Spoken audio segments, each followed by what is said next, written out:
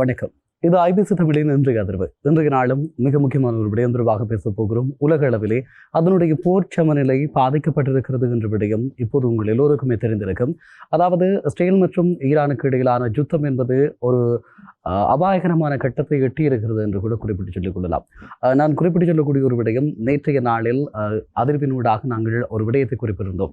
எதிர்வரக்கூடிய 24 மணித்தியாலங்கள் ஈரானுக்கு மிக மோசமானதாக அல்லது ஒரு தாக்குதலை நிகழ்த்தக்கூடியதாக இருக்கும். அதாவது ஏதாவது ஒரு தரப்பு, அமெரிக்காவோ அல்லது இஸ்ரேலோ இந்த ஈரானின் மீதான தாக்குதலை நடத்தும் என்று எதிர்வு கூறியிருந்தோம்.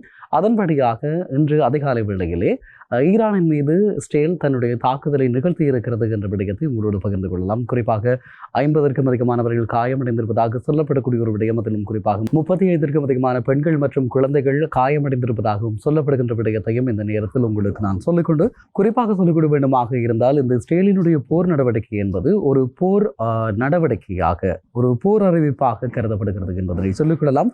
இது ஒரு தீவிரமான விளைவுகளை இந்த பிராந்தியத்தில் ஏற்படுத்த போகிறது என்பது மாத்திரம் குறிப்பிட்டு சொல்ல வேண்டிய ஒரு விடயமாக இருக்கிறது. குறிப்பாக இந்த விவகாரத்திலே பாதிக்கப்பட்டிருக்கின்ற, இழப்புகளை சந்தித்திருக்கின்ற ஈரான் தொடர்ச்சியான பதிலடியை எப்படி மேற்கொள்ளப் போகிறது என்று ஒரு கேள்வி இருக்கிறது. இந்த நிலையிலே தான் ஈரானுடைய பதில் தாக்குதல் என்பது மழை போல இருக்கலாம் என்று சொல்லி நம்பப்படுகிறது. அதாவது இஸ்ரேலின் மீதான பதில் தாக்குதலை மிக கொடூரமானதாக இருக்கும், அல்லது ஈரானுடைய ஒட்டுமொத்த பலத்தையும் பிரயோகிக்கக்கூடிய நிலைமை காணப்படும் என்று கூறப்படுகிறது. குறிப்பாக சொல்லிக்கொள்ள வேண்டுமாக இருந்தால், ஈரானுடைய தரப்பிலே மிக முக்கியமான தளபதிகள் கொல்லப்பட்டிருந்தாலும் கூட ஈரானுடைய பாதுகாப்பு கட்டமைப்புகள் இன்னமும் அப்படியே இருக்கிறது. ஈரானுடைய பலம் குன்றாமல் இருக்கிறது.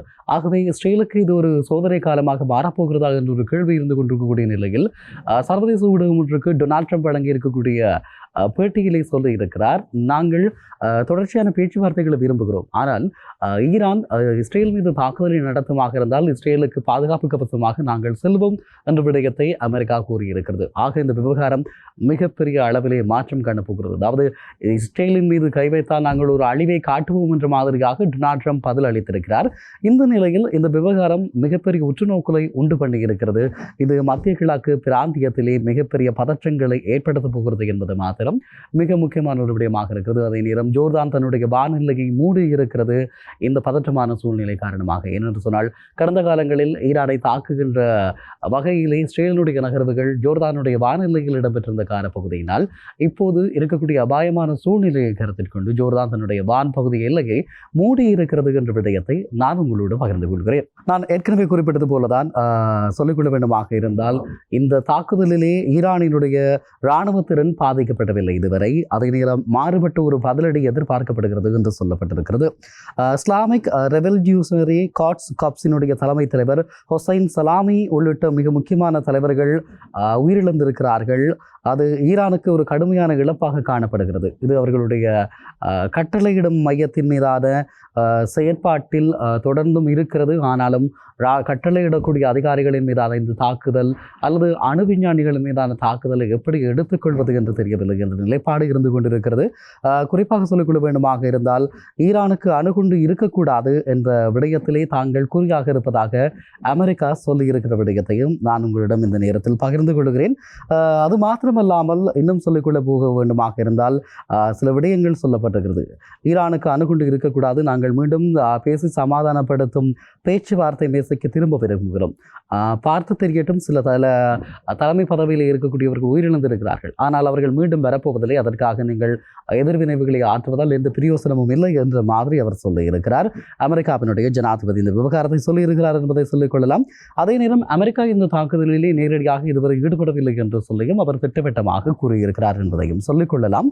அதே நேரம் ஆயுதப்படைகளினுடைய தலைமை தளபதி முகமது பஹரி இஸ்ரேலினுடைய தாக்குதலில் கொல்லப்பட்ட விடயத்தை தொடர்ச்சியாக ஈரான் மறுத்து வந்திருந்த நிலையில் இப்போது பல சர்வதேச ஊடகங்களும் மிக முக்கியமான ஊடகங்களும் உறுதி செய்திருக்கக்கூடிய நிலையில் அதனை மீண்டும் ஈரான் உறுதி செய்திருக்கிறது என்பதை சொல்லிக் கொள்ளலாம். அந்த வகையில் ஈரானுடைய ஆயுதப்படைகளுடைய தலைமை தளபதி முகமது பஹரி தாக்குதலில் கொல்லப்பட்டிருக்கிறார் என்பதை சொல்லிக் கொள்ளலாம். நாட்டினுடைய பாதுகாப்பு கட்டமைப்பின் மீதான ஒரு நேரடி தாக்குதலாக இது பார்க்கப்படுகிறது. அதாவது பாதுகாப்பு தரப்பினுடைய தலைமை தளபதி கொல்லப்பட்டிருக்கக்கூடிய விடயம் அது நாட்டினுடைய ஈரானினுடைய பாதுகாப்பு தரப்பின் மீது கை வைத்த ஒரு விடயமாகத்தான் நோக்க முடியும். ஈரானினுடைய பாதுகாப்பு முடிவெடுக்கும் கட்டளையில் பெரும் இழப்பு ஏற்பட்டிருக்கிறது. நான் ஏற்கனவே சொன்னது போல இது ஒரு மத்திய கிழக்கில் ஒரு புதிய படிநிலைக்கு வழிவகுக்கப் போகிறது. குறிப்பாக ஒரு போர் சமநிலை எந்த அளவுக்கு இருக்க போகிறது என்ற ஒரு கேள்வி ஏற்படுத்தப்பட்டிருக்கிறது என்பதை சொல்லிக் கொள்ளலாம். ஈரானினுடைய பதிலடி மிகவும் கடுமையானதாக இருக்கக்கூடிய வாய்ப்புகள் இருக்கிறது. இப்படி ஒரு மிகப்பெரிய ஒரு இழப்பு அல்லது ஈடு செய்ய முடியாத இழப்பை ஈரான் சந்தித்திருக்கிறது. ஆகவே இதற்கு மிக கடுமையான பதிலடி வழங்கப்படும் என்பது மாத்திரம் உறுதியாக இருக்கிறது. ஆகவேதான் இனி வரக்கூடிய காலப்பகுதி, அடுத்து வரக்கூடிய 72 மணித்தியாலங்களில் இஸ்ரேல் மீது ஒரு மிகப்பெரிய ஒரு தாக்குதலை ஈரான் மேற்கொள்ள திட்டமிட்டிருக்கிறது. அது எந்த வகையிலான தாக்குதல் என்பதுதான் கேள்விக்குறியாக இருக்கிறது. ஆக அடுத்து வரக்கூடிய 48 மணித்தியாலங்கள் மிக கடினமாக இஸ்ரேல் கடக்க வேண்டிய நிலை இருக்கிறது. அமெரிக்காவை பொறுத்தவரை அமெரிக்கா பல்வேறு தளங்களில் தன்னுடைய போர் முகங்களை காட்டி வருகின்ற நிலையில் இந்த விவகாரத்தில் முழுமூச்சாக இறங்க முடியுமா என்ற ஒரு கேள்வி இருக்கிறது. ஏனென்று சொன்னால் ஹமாஸுக்கு இடையிலான யுத்தத்தில் 2 ஆண்டுகளுக்கு மேல் அதிகமாக இஸ்ரேல் போராடி வருகிறது. ஆக ஈரான் என்பது மிகப்பெரிய பலம் வாய்ந்த ஒரு இராணுவ நாடாக காணப்படுகின்ற நிலையில் இது எந்த அளவுக்கு சாத்தியம் என்ற ஒரு கேள்வி இருந்து கொண்டுதான் இருக்கிறது. அதே நேரம் இந்த பயங்கரமான தாக்குதலை அரபு நாடுகள் கண்டித்திருக்கிறது. குறிப்பாக சவுதி அரேபியா ஈரானுடைய பரம விரோதியாக இருந்தாலும் இந்த தாக்குதலை கண்டித்திருக்கிறார்கள். இந்த பயங்கரமான தாக்குதல் சவுதி அரேபியா கடுமையாக கண்டிக்கிறது. இது சர்வதேச ஒழுங்குகளுக்கு எதிரானது. மேலும் இந்த தாக்குதல்களை உடனடியாக நிறுத்துவதற்கான பொறுப்பு சர்வதேச சமூகம் மற்றும் ஐநா பாதுகாப்பு கவுன்சிலையே சாரும் என்ற விடயத்தை அவர்கள் சொல்லியிருக்கிறார்கள் என்பதை சொல்லிக் கொள்ளலாம். ஆகவே ஈரானுக்கு சார்பாக இஸ்ரேலுக்கு எதிரான ஒரு அறிக்கையை சவுதி அரேபியா வெளியிட்டிருப்பதனை அமெரிக்கா எப்படி நோக்கப் போகிறது என்பதும் ஒரு கேள்வியாக இருந்து கொண்டிருக்கிறது. இந்த பிராந்தியத்தினுடைய போர் பதற்ற நிலையை தணிக்க வேண்டும் என்ற கடப்பாட்டுடன் சவுதி அரேபியாவினுடைய இந்த அறிக்கை வெளியிடப்பட்டிருக்கிறது என்பதை சொல்லிக் கொள்ளலாம். அதே நேரம் இன்னும் ஒரு விடயத்தை சொல்லிக் கொள்ளலாம். சவுதி சொல்லியிருக்கிறது இஸ்ரேல் தன்னுடைய அளவை கடந்திருக்கிறது, எல்லையை மீறி இருக்கிறது. ஆகவே இஸ்ரேலுக்கு எதிரான ஒரு தக்க பாடம் வழங்கப்பட வேண்டும் என்ற நிலைப்பாட்டிலே சவுதி அரேபியாவும் தன்னுடைய ஆதரவை வெளிப்படுத்தி இருக்கிறது என்பதை எந்த நேரத்தில் நான் குறிப்பிட்டு சொல்லிக் கொள்கிறேன். அதே நேரம் அமெரிக்காவினுடைய குடியரசுக் கட்சியைச் சேர்ந்த காங்கிரசினுடைய பேச்சாளர் மைக் ஜாக்சன் இஸ்ரேல் சரியாகவே செய்திருக்கிறது என்ற ஒரு விடயத்தை சொல்லியிருக்கிறார். தன்னைத்தானே பாதுகாக்கும் உரிமை அது இஸ்ரேலுக்கு இருக்கிறது என்று சொல்லியும் அவர் தன்னுடைய சமூக வலைதள பக்கத்திலே குறிப்பிட்டு இஸ்ரேலினுடைய தேசிய கொடியையும் அங்கு பகிர்ந்திருக்கக்கூடிய விடயம் இன்னும் ஒரு பேசுபொருளாக மாறியிருக்கிறது. ஜனநாயக கட்சிக்கும் குடியரசுக் கட்சிக்கும் இடையில் 2 வேறு நிலைப்பாடுகள் மத்திய கிழக்கு தரப்பில் இருக்கிறது. ஆகவே ஒரு காங்கிரசினுடைய பேச்சாளருடைய இந்த வார்த்தைகள் மிகப்பெரிய அதிர்வலைகளை ஏற்படுத்தலாம் என்று நம்பப்படுகிறது. அதே நேரம் ஈரான் பதிலடி உறுதியாக இருக்கும் என்ற விடயம் இப்போது சொல்லப்பட்டுக் கொண்டிருக்கிறது. தொடர்ச்சியான விமர்சகர்கள், ஆய்வாளர்கள், ஊடகங்களுடைய கருத்துக்களை பார்க்கிற போது எல்லாம் ஒரே பானையிலே இருந்து கொண்டிருக்கிறது என்று கூட சொல்லிக் கொள்ளலாம். இது ஒரு தேசிய அரசியல் மற்றும் இராணுவ கட்டாய நடவடிக்கையாக மாற்றப்பட்டிருக்கிறது. காரணம் என்ன என்று சொன்னால் இஸ்ரேலினுடைய அரசுக்கு எதிராக செயற்பட்டவர்களும் கூட இப்போது நீங்கள் இஸ்ரேலுக்கு எதிராக தாக்குதலை நடத்த வேண்டும் என்று சொல்லி இஸ்ரேலினுடைய அரசோடு அவர்களுக்கு பின்னால் நிற்பதற்கு தயாராக இருக்கிறார்கள். ஆகவே இது ஒரு தேசிய அழுத்தமாக இஸ்ரேலுக்கு இருக்கிறது.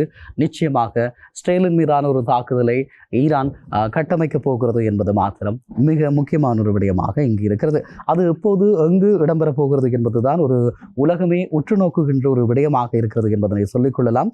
இந்த விவகாரத்திலே அமெரிக்காவினுடைய வாஷிங்டனில் இயங்கக்கூடிய documentary for the Arabic world now என்று சொல்லக்கூடிய மனித உரிமை பாதுகாப்பு அமைப்பு ஈரானின் இஸ்ரேல் மீதான தாக்குதல் சட்டவிரோதமானது, சுய வேட்கை அற்றது என்று விமர்சித்திருக்கிறது. அது மாத்திரமில்லாமல் அமெரிக்கா இந்த விடயத்திலே இஸ்ரேலுக்கு உதவக்கூடாது, ஆயுதங்கள், பொருளுதவிகள், படை உதவிகள் எதனையும் வழங்கக்கூடாது என்று சொல்லியும் அது கூறியிருக்கிற விடயத்தை சொல்லிக் கொள்ளலாம். இஸ்ரேலினுடைய தாக்குதல்கள் சர்வதேச சட்டத்திற்கு விரோதமானது என அவர்கள் சொல்லியிருக்கிறார்கள். அமெரிக்கா அரசுக்கு வலுவான கோரிக்கை அவர்கள் சொல்லியிருக்கிறார்கள். இந்த நடவடிக்கைகளில் இஸ்ரேலை தனிமைப்படுத்தி விடுங்கள் என்று அவர்கள் சொல்லியிருக்கக்கூடிய விடயமும் ஒரு பேசுபொருளாக மாறியிருக்கிறது. ஆனாலும் அமெரிக்கா எப்படியான நிலைப்பாட்டை எடுக்கும் என்பது ஒரு கேள்வி. அமெரிக்காவினுடைய ராஜதந்திர பேச்சுக்களவை எப்பொழுதுமே நாங்கள் உங்களோடு இருப்போம் என்பது, ஆனால் உண்மையில் இருப்பார்களா என்ற ஒரு கேள்வி இருந்து கொண்டிருக்கக்கூடிய நிலையில் டொனால்ட் ட்ரம்பிற்கு முதன்மைவாதம் அமெரிக்க முதன்மைவாதம் என்று சொன்னாலும் அவருடைய முதன்மைவாதம் இஸ்ரேல். அதே போலதான் டொனால்ட் ட்ரம்ப் அல்ல எந்த ஜனாதிபதி வந்தாலும் அவர்களுடைய முதன்மை இஸ்ரேலாக இருக்கும். இஸ்ரேலை காப்பாற்ற வேண்டிய கடப்பாடுடையவர்களாக குழந்தைகளிலே இருந்து அமெரிக்கர்கள் வளர்க்கப்படுகிறார்கள். ஆகவேதான் இந்த விவகாரம் எப்படியான படிநிலை மாற்றத்தை ஏற்படுத்தப் போகிறது என்ற கேள்வி தொடர்ந்தும் இருந்து கொண்டுதான் இருக்கிறது. அந்த நேரத்திலே இன்னும் குறிப்பாக சொல்லிக்கொள்ள வேண்டுமாக இருந்தால் ஈரான் சார்பாக உறுதிப்படுத்தப்பட்ட கொலைகளினுடைய தரவுகளை உங்களோடு பகிர்ந்து கொள்ளலாம். பிரஸ்தூன் அப்பாசி என்று சொல்லக்கூடிய முன்னாள் ஈரானிய அணுகுழி அமைப்பினுடைய தலைவர், அது மாத்திரமல்லாமல் முன்னாள் மஜிஸ் ராணி ஈரானிய பாராளுமன்றத்தினுடைய உறுப்பினர். அவர் ஒரு முக்கிய அணு ஆய்வாளராகவும் ஈரானின் அணு திட்டங்களில் முக்கிய பங்கு வகித்தவராகவும் காணப்பட்டார். இவர் கொல்லப்பட்டிருக்கிறார், பிரஸ்தூன் அப்பாசி. அதே போல முகமது மெஹதி தெஹ்ரான்சி, அதே போல மற்றும் ஒருவர் கொல்லப்பட்டிருக்கிறார், முகமது மெஹ்தி தெஹ்ரான்சி என்று சொல்லக்கூடியவர். ஈரானினுடைய இஸ்லாமிக் அசாத் யூனிவர்சிட்டியினுடைய தலைவரும் அணு அறிவியலாளருமாக இருக்கக்கூடியவர் கொல்லப்பட்டிருக்கிறார். அவர் வசித்த கட்டிடம் தாக்குதலில் மிக கடுமையாக சேதமடைந்திருக்கிறது. மேலும் அங்கு பலரும் ஈரானிய விஞ்ஞானிகள் பலரும் வசித்து வந்ததாக சொல்லப்படுகிறது. ஆகவே இந்த விவரங்கள் தொடர்பாக இன்னும் தெளிவான விவரங்களை ஈரான் வெளியிடவில்லை. இருந்தாலும் இப்போதைக்கு வெளியிட்ட தரவுகளின்படியாக பிரஸ்தூன் அப்பாசி மற்றும் முகமது மெஹ்தி தெஹ்ரான்சி ஆகியோர் கொல்லப்பட்டிருப்பதாக அறிவிக்கப்பட்டிருக்கிறது. குறிப்பிட்ட அறிவியல் தலைவர்களை குறிவைத்து தாக்குதல் பொதுவாக இராணுவ அல்லது அரசியல் தலைவர்கள் மீது நடத்தப்படும் தாக்குதல்களை விட வித்தியாசமானதாக கருதப்படுகிறது. அவர்களுடைய இருப்பிடங்கள் துல்லியமாக குறிவைத்து தாக்கப்பட்டிருக்கிறது என்பதை சொல்லிக் கொள்ளலாம். கல்வி தலைவர்கள், விஞ்ஞானிகள் தாக்கப்படுவது இது முதன்முறை அல்ல. ஈரான் அணு ஆயுதங்களை உற்பத்தி செய்துவிடக்கூடாது என்பதிலே குறியாக அது இறுதிக்கட்டங்களை நெருங்குகின்ற போது வழமையாகவே இஸ்ரேல் இப்படியான தாக்குதல்களை நடத்துவது வழமை. ஆகவே இந்த விவகாரம் எப்படி பார்க்கப்பட போகிறது என்பதுதான் கேள்வியாக இருக்கிறது. அணு சார்ந்த கட்டமைப்பின் மீது நேரடியான ஒரு தாக்கம் இடம்பெற்றிருக்கிறது. இது ஈரானுடைய அணுவளம், அறிவியல் வளர்ச்சி மற்றும் எதிர்கால தற்காப்பு திட்டங்கள் மீது நேரடியான ஒரு தாக்கத்தை ஏற்படுத்தும் என்று எதிர்பார்க்கப்படுகிறது. அது மாத்திரமல்லாமல் பொதுமக்கள் வசிக்கும் இடங்கள் மீது தாக்குதல் நடத்தப்பட்டிருக்கிறது. டாக்டர் தெஹ்ரான்சியினுடைய குடியிருப்பு மட்டுமல்ல, பல அறிவியலாளர்கள் வசிக்கும் இடம் குறிவைக்கப்பட்டிருப்பதாகவும் இது ஒரு அழுத்தமான உள்நாட்டு சர்வதேச மனித உரிமை சிக்கலை எழுப்பி இருப்பதாகவும் சொல்லப்படுகிறது என்பதனையும் இந்த நேரத்தில் உங்களோடு பகிர்ந்து கொள்கிறேன். அதே நேரத்தில் மீண்டும் சொல்லக்கூடிய விடயம், இந்த விவகாரத்திலே ஈரானினுடைய பதிலடி உறுதி செய்யப்பட்டிருக்கிறது. இப்போது இது ஈரானினுடைய அணுசார் பாதுகாப்பை மட்டுமல்லாமல் அணுசார் ஆளுமைகளை அளிப்பதற்கான திட்ட நடவடிக்கை என வகைப்படுத்தப்பட்டிருக்கிறது. பதிலடி மிக மோசமானதாக இருக்க வாய்ப்பிருப்பதாக சொல்லப்படுகிறது. அணுசார் பாதுகாப்பு தளர்வுகள் ஈரானின் அணுசார் அறிவியல் குழுமம் மற்றும் ட்ரப்ஷிக் கமாட்ஸ் ஒரு வகையான அவசர நிலைமைக்கு உட்படுத்தப்பட்டிருக்கலாம் என்ற விடயத்தையும் இந்த நேரத்தில் பகிர்ந்து கொள்ளலாம். அதே நேரம் இது ஒரு சர்வதேச சட்ட பிரச்சனையாக மாற்றப்பட்டிருக்கிறது. ஒரு நாட்டு விஞ்ஞானிகளின் மீது நடத்தப்பட்ட தாக்குதல்களாக இருப்பதால் இது சர்வதேச அளவில் மனித உரிமை மற்றும் பாதுகாப்பு சட்டங்களை மீறும் தன்மை கொண்டதாக சுட்டிக்காட்டப்பட்டிருக்கிறது என்பதனையும் இந்த நேரத்தில் நான் உங்களோடு பகிர்ந்து கொள்கிறேன். அதே நேரத்தில் ஐநாவினுடைய அறிக்கையும் வெளியாக இருக்கிறது. ஆண்டோனியோ குட்டரஸ் அதிகப்படியான கட்டுப்பாடுகளுக்கான வேண்டுகோளை விடுத்திருக்கிறார். மத்திய கிழக்கில் நிலவும் பதற்றமான மேலும் தீவிரப்படுத்தப்படாதிருக்கும் வகையில் செயற்படுமாறும் அவர் இந்த விடயத்தை குறிப்பிட்டிருக்கிறார். அதாவது தொடர்ந்தும் தாக்குதல்களை மேற்கொள்ள வேண்டாம், ஒரு பதற்றமான சூழலை தவிர்த்துக் கொள்ளுங்கள்.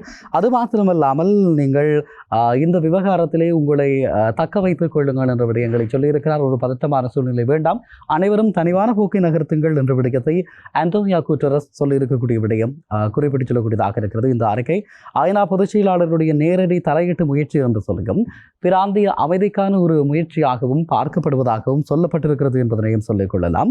அதே போலதான் நான் குறிப்பிட்டிருந்தக்கூடிய விடயம், ஜோர்டானுடைய வான்பரப்பு மூடப்பட்டிருக்கிறது என்பதும் இப்போது வரை கிடைத்திருக்கக்கூடிய தகவல்களாக இருக்கிறது. ஆகவே இந்த விவகாரத்தில் எப்படியான மாற்றங்கள் ஏற்பட போகிறது என்ற ஒரு கேள்வி இருந்து கொண்டிருக்கிறது. இஸ்ரேல் மீதான தாக்குதல் எந்த அளவுக்கு இருக்க போகிறது?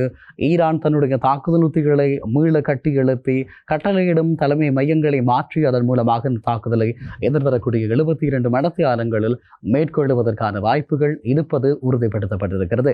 ஆகவே நாங்கள் பொறுத்திருந்து பார்க்கலாம் எப்படியான ஒரு நகர்வு இடம்பெறப் போகிறது என்று சொல்லி. ஆனால் நிச்சயமாக ஈரானினுடைய தாக்குதல் இஸ்ரேலின் மீது ஒரு மழை போல இருக்க போகிறது. ஆனால் அதனை இஸ்ரேல் எப்படி தக்க வைக்கப் போகிறது தன்னை என்பதுதான் மிகப்பெரிய ஒரு கேள்வியாக இருக்கிறது. நிச்சயமாக ஈரானுடைய இந்த தாக்குதல் தொடருமாக இருந்தால், அது இஸ்ரேலை குறிவைக்குமாக இருந்தால், இந்த விவகாரத்தில் அமெரிக்கா மீளவும் மூக்கு நுழைக்கும். இதன் மூலமாக மிகப்பெரிய ஆபத்தினுடைய சமைச்சையை உலகம் உணரப்போகிறது. இதுவே நாங்கள் பலர் எதிர்ப்பு கூறுகின்ற 3வது உலக மகாயுத்தத்திற்கான ஆரம்பமாக கூட இருக்கலாம். அது இல்லாமலும் போகலாம். ஆனால் இந்த தாக்குதல் உறுதிப்படுத்தப்பட்டிருக்கிறது. ஆகவே இஸ்ரேலினுடைய தரப்பும் ஆயுத ரீதியாக பலம் வாய்ந்த அமைப்புகளாக காணப்படுகிறது. அதே போல ஈரானுடைய பக்கமும் இருக்கிறது. இரண்டு பக்கங்களிலும் சில குறைபாடுகள் இருக்கிறது. குறிப்பாக ஹமாஸுக்கு எதிராகவே 2 ஆண்டுகளாக தொடர்ச்சியாக தொழிற்பட்டு வருகிறார்கள். ஆனால் அவர்களால் முழுமையாக இந்த ஹமாஸை அழிக்க முடியவில்லை என்ற ஒரு விடயம் இருந்து கொண்டிருக்கிறது. இந்த நிலையிலே தான் ஒரு அழிவின் நடவடிக்கையை காசாவில் நிகழ்த்தி கொண்டிருக்கக்கூடிய இஸ்ரேல் மீண்டும் ஈரானிலும் அப்படியான நகர்வுகளை மேற்கொள்ளப் போகிறதா என்ற கேள்வி இருக்கிறது. ஈரானியர்கள் தொடர்ச்சியாக தாக்கப்படுவார்களா என்ற கேள்வியும் இருந்து கொண்டிருக்கிறது. அதே சமய நேரத்திலே அமெரிக்கா நான் நேற்று குறிப்பிட்டது போல தன்னுடைய தூதரக அதிகாரிகளை மீளழைத்துக் கொண்டிருக்கிறது. மத்திய கிழக்கு நாடுகளிலே இருந்து இது மிகப்பெரிய ஒரு அபாய சமீட்சையாக பார்க்கப்படுகிறது என்பதை சொல்லிக்கொள்ளலாம். அதே நேரத்திலே ஈரானை பொறுத்தவரை ஈரானுடைய இராணுவ வல்லமை மாத்திரமே அதற்கு பாதுகாப்பாகவும் அரணாகவும் காணப்படும். அதை தாண்டி ஈரானுடைய ஆதரவு அமைப்புகளாக இருக்கக்கூடிய ஹிஸ்புல்லா மற்றும் ஹமாஸ் ஆகியன இப்போது பலமிழந்திருக்கிறது. அது ஈரானுடைய பாதுகாப்பு தளம்பல்கள் இப்படியாக இருக்கக்கூடிய நிலைமையிலே இது எப்படியாக நகரப்போகிறது என்ற மிகப்பெரிய ஒரு கேள்வி இருக்கிறது. நாங்கள் தொடர்ந்து அவதானித்துக் கொண்டிருக்கிறோம். இது தொடர்பான மேலதிகமான தகவல்களையும் இனி வரக்கூடிய காலங்களில் உங்களோடு பகிர்ந்து கொள்ள காத்திருக்கிறேன். நன்றி உறவுகளை நாளை மற்றும் ஒரு இன்றைய அதிர்வினூடாக உங்கள் அனைவரையும் சந்திக்கிறேன். வணக்கம்.